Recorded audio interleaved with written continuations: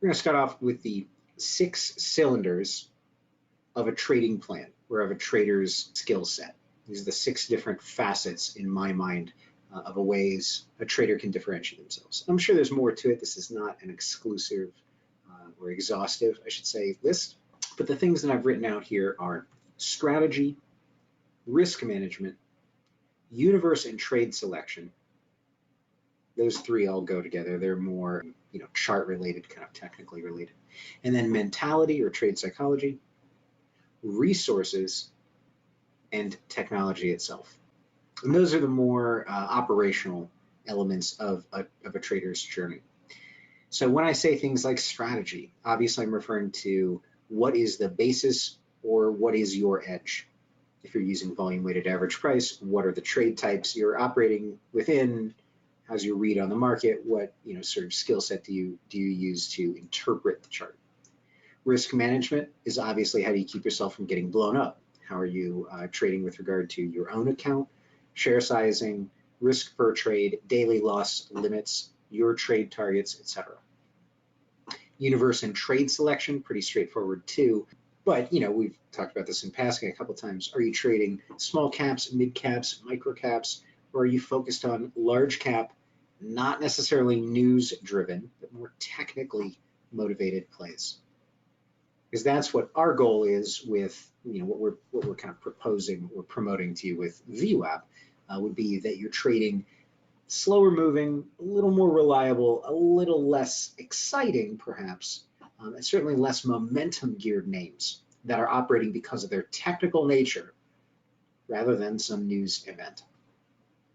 Trade selection also, kind of your choice in prioritizing which trades are really worth taking risk on versus other trades that are simply a setup happening in a vacuum with no knowledge of what's going to happen with the broad market, no basis of understanding how it's reacted to the VWAP, no context, no multi-day charts, nothing. How selective or how much do you prioritize within your trading? And then getting to the more philosophical stuff, mentality, resources, technology.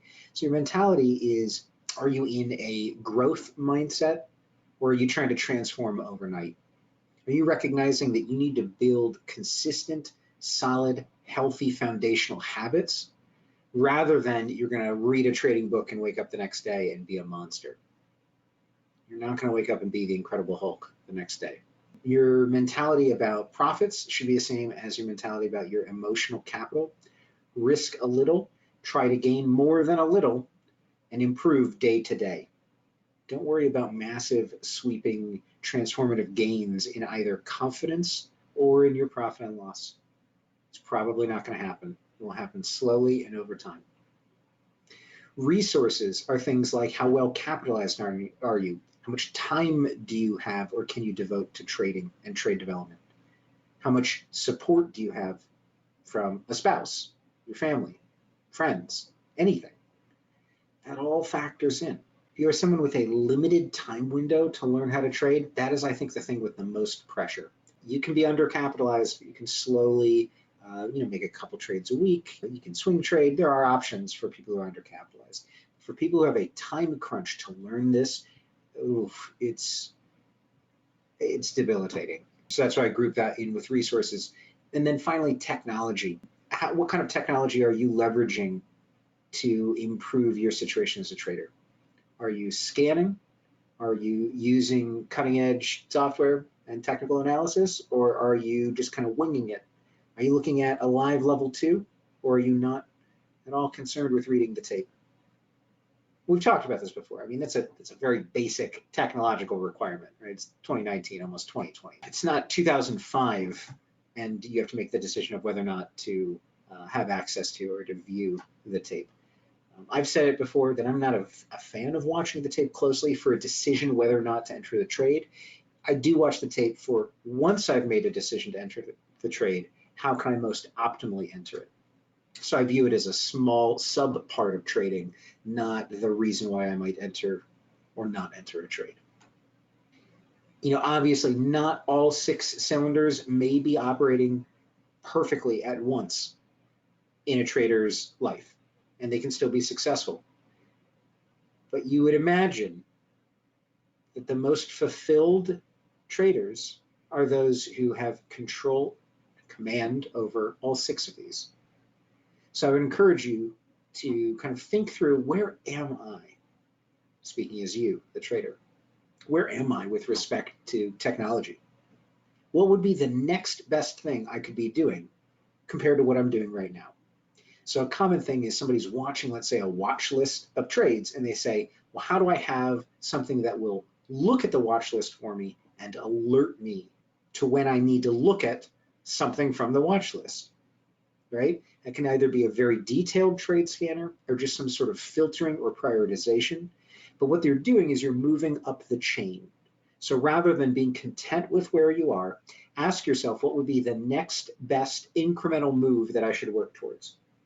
I'm not going to be here telling you you need to start applying machine learning to your trading tomorrow. Another kind of common dilemma, let's just add this. That's what we can do. We can just add thing by thing. Strategy drift. I hear this all the time from traders. Strategy drift, meaning that they're eager to find something that's working right now, or that they can find examples of it working, because then they will be more confident about it continuing to work. Don't you kind of need a fundamental underpinning and an understanding of why what you're doing should work, rather than just, is it working at this very moment? Like, that's why we talk through so much of the philosophy underpinning VWAP itself, and why VWAP should work, and why VWAP is a radically different way of viewing the market compared to traditional periodic moving averages, right? We want people to feel that internal, intrinsic buy-in. We want you to believe in why VWAP should work, not because it's what we're teaching, but because you deeply understand the mechanics of why it should work and why other traders are likely to be watching it and responding to it. That gives you counterweight. It gives you a good keel along the bottom of your ship to keep you from wobbling too much and trying different strategies. If you inherently deeply believe in what you're doing and why what you're doing should work, that adds a layer of confidence, which then generates consistency, of course, over time. And actually, I should make that its own separate thing. Bear with me 1 second. I'm just going to add this, and then we can have it actually written down here. So I'll just copy that in. Competence, then confidence, and then consistency. That's the order in which this occurs, right? So we're talking, we want to see competence from a trader first, that they understand the mechanics, they understand the trade types, they can observe examples out in the wilderness. Then we observe confidence within that trader. You cannot be confident before you know what's going on. And then finally, the trader becomes consistent once they both understand what's going on and believe in it themselves. This is the, as we call it, the kind of circle of good trading, or the cycle of good trading. So very simple, multi-step process. I don't even want to say I created it, because there's nothing to be created here. This is just a healthy, normal kind of cycle for a trader. But this is how I understand the routine or rhythm that I try and get into. And you'll notice that it absolutely starts with trading risk appropriate size. If you aren't trading risk appropriate size, meaning for the amount you're trying to risk on a trade, or your daily loss limit, or your account size, if you're not respecting that, the rest of the cycle is not going to work. The goal of trading risk appropriate size is obviously the next step, avoiding emotional decisions. If your emotionality is not at play, you're simply reacting to evidence on a chart. And if you're reacting to anything else, it's because of the dollars. It's because of the ego and the dollars. But your goal as a trader is to react to price patterns and data. So by trading risk appropriate size and keeping control over our emotions, if we're not making emotional decisions, we're making logical, rational decisions. And that leads to managing winners with patience and cutting losers with impunity. Another common point of failure for traders, and I'm going to be honest, I have definitely done this a couple times, sarcastic, not holding on to decent trades because it feels so good to lock in profits, and being unwilling to acknowledge a losing, a failed, or a sideways trade is the feeling of consistency, a desire for, no, if I just stay with this trade, it's going to work out. It's going to reward me. It's going to show me I was right all along for waiting. May not be the case. We need to manage winners with patience and losers with impunity. If there weren't other good charts for us to look at, if there weren't other good trade setups, then I would understand perhaps staying with a losing trade to see if it develops into a sideways or recoverable trade or even a positive trade. But there are thousands of stocks every day and dozens or hundreds of VWAP setups on these large cap securities. So we should be trying to move our capital into whatever the best looking charts are at that moment, not to try to reward our ego. And then as we get to the end of this cycle, of course, review with clarity. If we haven't managed our winners with patience and we've held on to some losing trades, I think we've all been here too.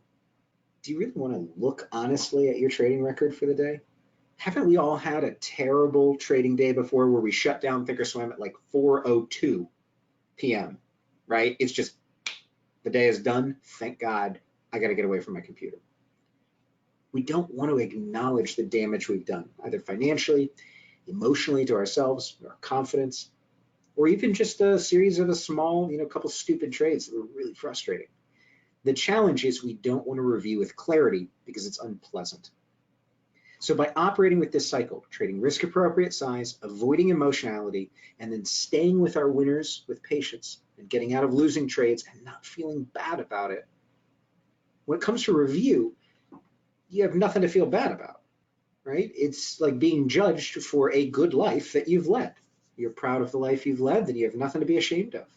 In the same sense that your trading experience during the day should have nothing you want to hide from.